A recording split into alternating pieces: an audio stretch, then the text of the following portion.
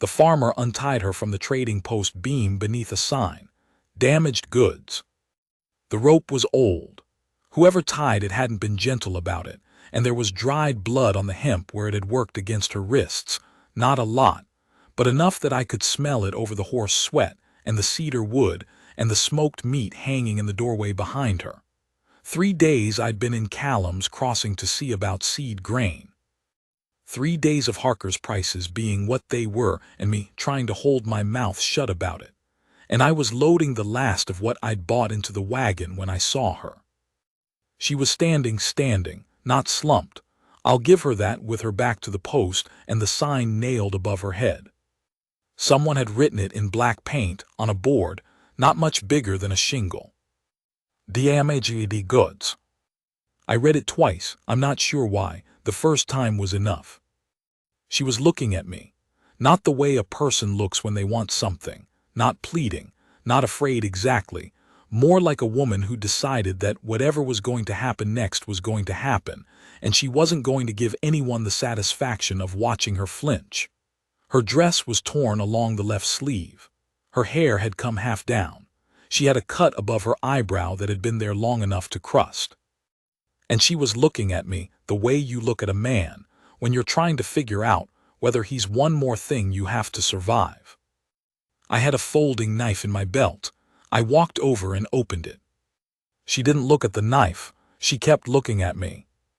"Don't," she said. Her voice was steady, dry, like she hadn't had water since before the rope. "Don't if you're going to want something for it." I cut the rope. It took 2 passes because it was thicker than it looked, and when her hands came free, she brought them down in front of her and held her wrists against her stomach and just breathed for a moment. I folded the knife and put it back. "My wagon's over there," I said. "I'm going home. You can ride with me or you can stay here, up to you." Her name was Cora Voss. I didn't learn that until we were 7 miles out of town, the pines closing in on either side of the road, and the late-day sun going amber through the needles. She told me like she was testing whether the name still fit her. Said it once, quiet, and then looked back at the road ahead. I told her mine, Elias Marsh, 49 years old, running a dry goods farm on the river bend south of the Quill Creek crossing, mostly barley, some oats, 2 mules, and a milk cow that had strong opinions about everything. She almost smiled at the cow, not quite, but almost. What I didn't tell her, because a man doesn't say these things to a woman he's known for half an hour, was that I'd been alone on that farm for 6 years. My wife Bess had died of a fever in the spring of '71, and the farm had kept me, and I had kept the farm, and that was the arrangement. And some arrangements will hold a man upright long after the reason for holding himself upright is gone. I set her up in the spare room, the one that had been Bess's sewing room before, and I made her eat something before she slept. Cornbread and salt pork and cold water from the well. She ate like a person who'd learned not to waste food, fast and clean, no ceremony about it. Then she slept for about 14 hours straight, and when she came out in the morning she'd washed her face and braided her hair, and there was a look about her that said she'd made some kind of decision in the night. "I'll earn my keep," she said. "I don't take charity." I didn't offer any, I said. "Garden needs weeding, henhouse needs cleaning, I can use the help." That was how it started. I need to say something about what the town thought, because it matters to what comes after. Callum's Crossing was 11 miles north, and people talked, and the talk reached me by the end of the first week. Harker's boy rode out on a pretense of asking about something, and I could see him looking at the house the whole time we were talking near the fence, looking for her, and I told him what he could do with his looking. Preacher Dunn sent a letter, not himself, a letter that said he was concerned about appearances, and the example being set for the community and various other things that were none of his business. I used the letter to start the stove fire the next morning. The one who came himself was a man named Royce Pittman. He rode in from the east, and he had 2 men with him, which told me everything I needed to know about his confidence in his position. I was splitting wood when they rode into the yard. I put the axe down and I didn't move toward them and I didn't back up either, just waited. Pittman was maybe 45, dressed like he had money, which he did, land money, the kind that comes from being first to a place and staying mean enough to hold it. He had a way of sitting a horse like the horse was something he owned and was mildly irritated by. He looked down at me from the saddle. "You took something that belongs to me," he said. "I cut a rope," I said. "Rope didn't have your name on it."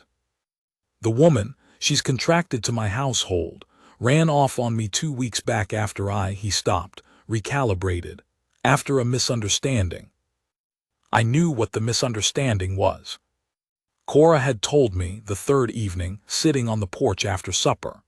She'd told me plain, the way she told everything, no decoration, just the facts of it, and then she'd looked out at the last light on the barley field and said she didn't want pity about it, just wanted me to know in case men came around.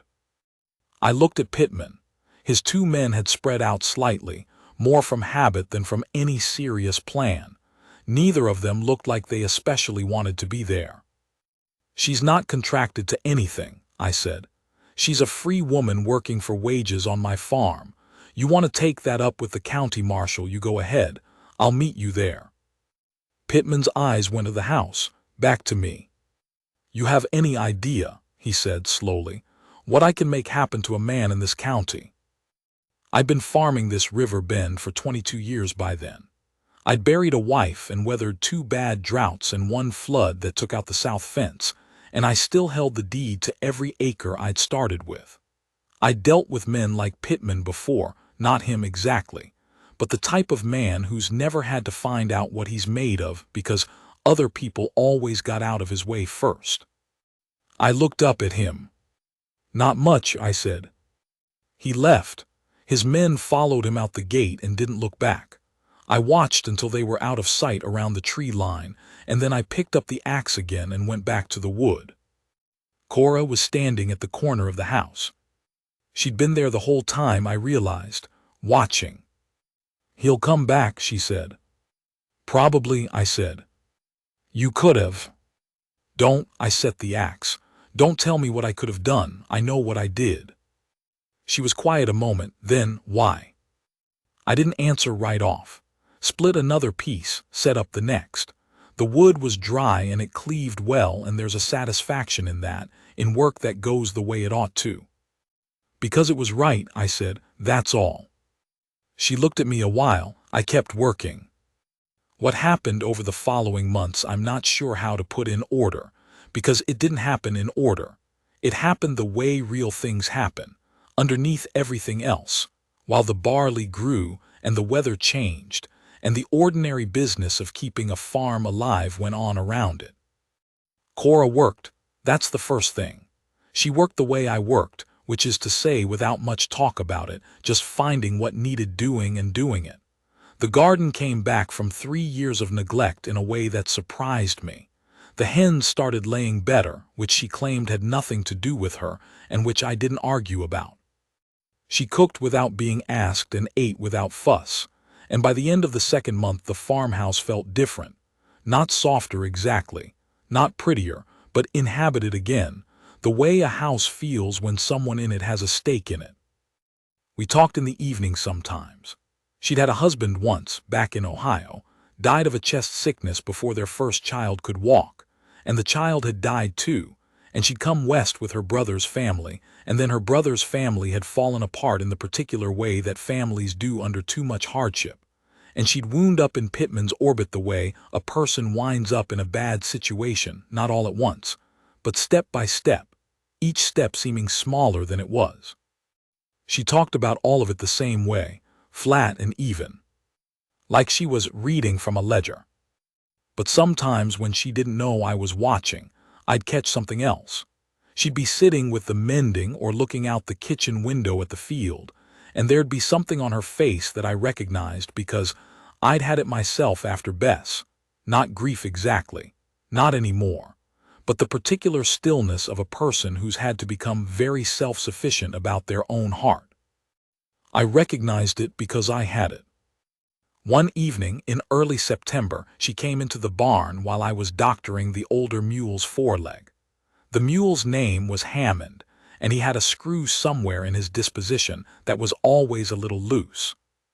I'd got the poultice on, and Hammond was making his feelings about this clear when Cora sat down on the hay bale and said, out of nowhere, "You didn't have to give up your sewing room." I didn't say anything. Hammond had settled some, and I was wrapping the leg. "I mean, you set it up for me. There were still her things in there, some of them." I tied off the wrap. She'd have wanted it used. "You don't know that."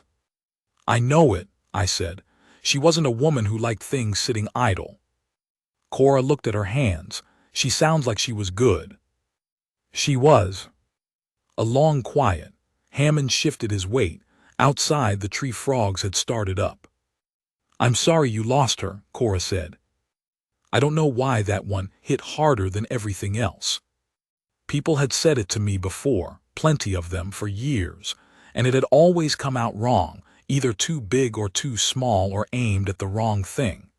But Cora said it like she meant the specific loss, the particular woman, the exact emptiness, and it landed right where those things actually live. "Thank you," I said. I went back to the house and she followed, and we had supper, and neither of us said anything important for the rest of the evening. But something had shifted. I felt it, and I believed she did too. Pittman came back in October with a deputy in tow, a young man named Lester who looked uncomfortable about the whole business.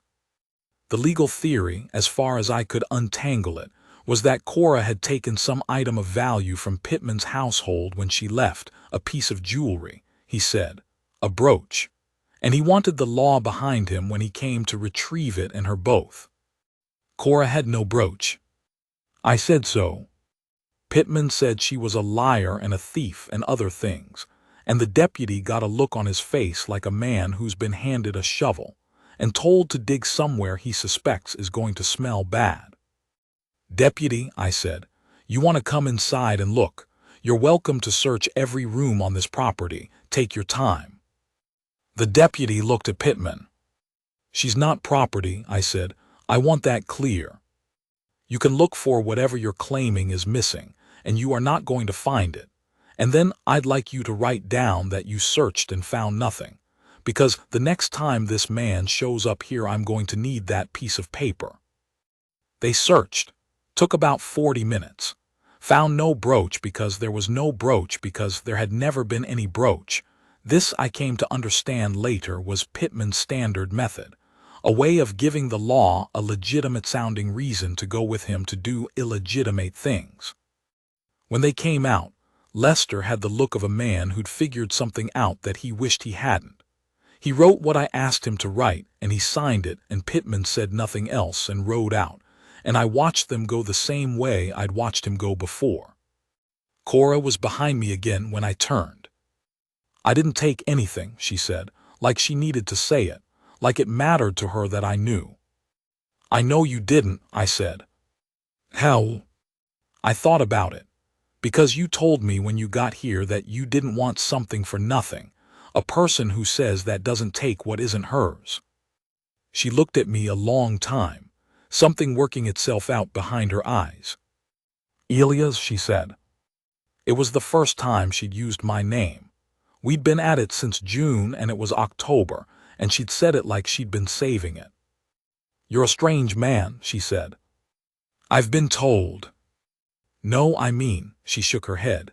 "The men I've known, all of them wanted," she stopped, started over, "you just do what's right. Like it doesn't even cost you anything." "It costs," I said. "But you do it anyway." I didn't know how to answer that. It didn't seem like the sort of thing that needed answering. You do what's right because the alternative is being the kind of man who doesn't, and I'd met enough of those. I went to put the coffee on, and she followed me inside, and that was that. The winter was a hard one. Snow in November, which was early, and then more snow, and then cold that set into the bones of the farm the way cold does when it means to stay. The barley was in, the stores were adequate, and there was wood enough if we managed it. We managed it. We got into the habit of sitting by the stove in the evenings, her mending or reading she read, which I liked.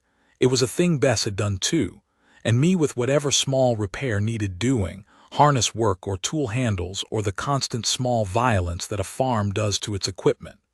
We didn't talk every night. Some evenings went by in quiet that wasn't uncomfortable but just quiet, two people who'd gotten used to each other's presence. I started to notice. I looked forward to the evenings.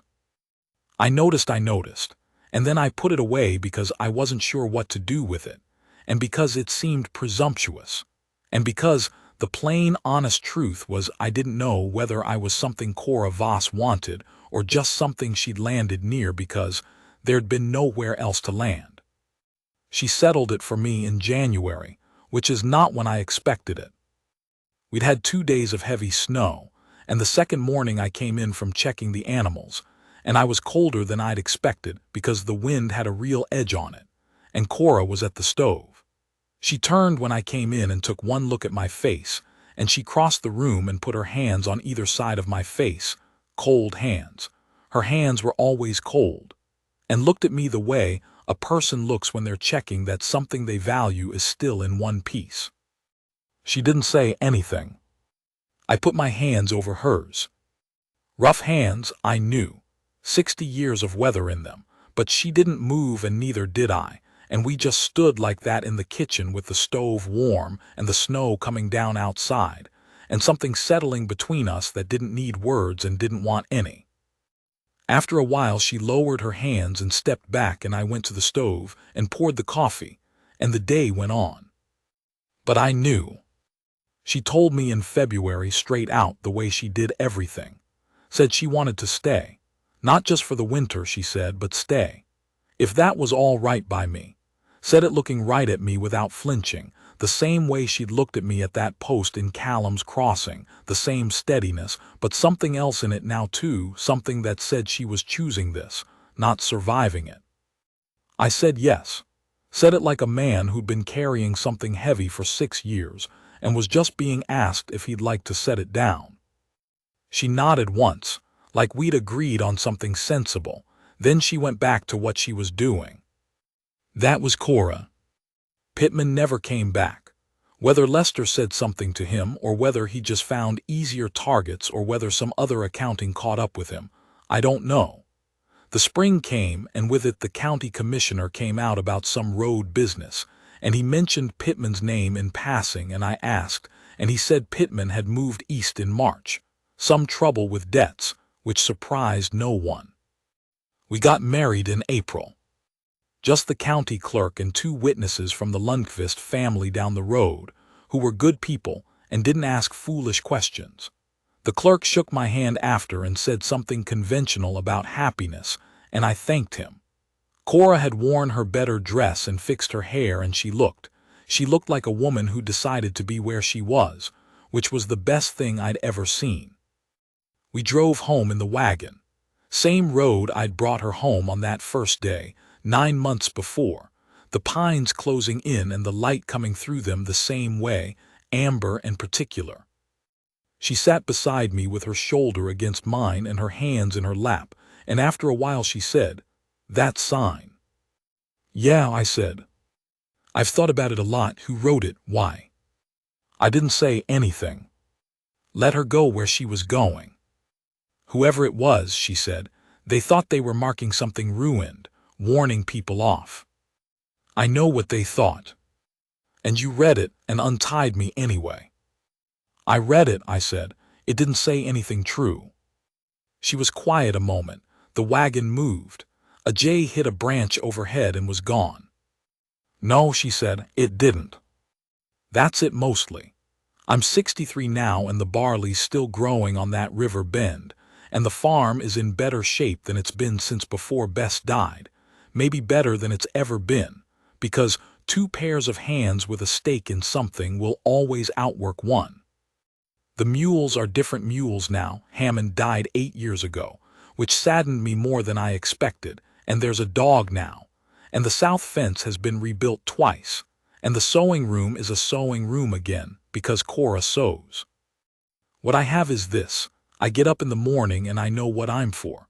I work a farm with a woman who chose to stay, and she chose it with her eyes open, knowing everything, and that is not a small thing. Most men never have it. I think sometimes about that trading post, about whatever Pittman thought he had, whatever that sign was supposed to accomplish. And I think about how little any of it turned out to matter. Not because the world is just, because it isn't, not in any organized way. But because one day I happened to be walking past a post with a knife on my belt, and she happened to be standing there looking at me like she was deciding whether I was one more thing to outlast. I wasn't.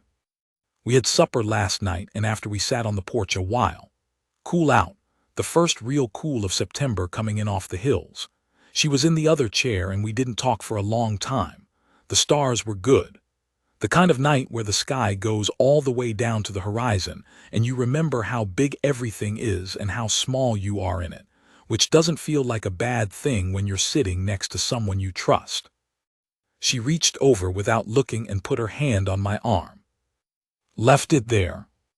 I put my hand over hers. We stayed like that until it was full dark and the coyote started up somewhere to the east. Then we went inside.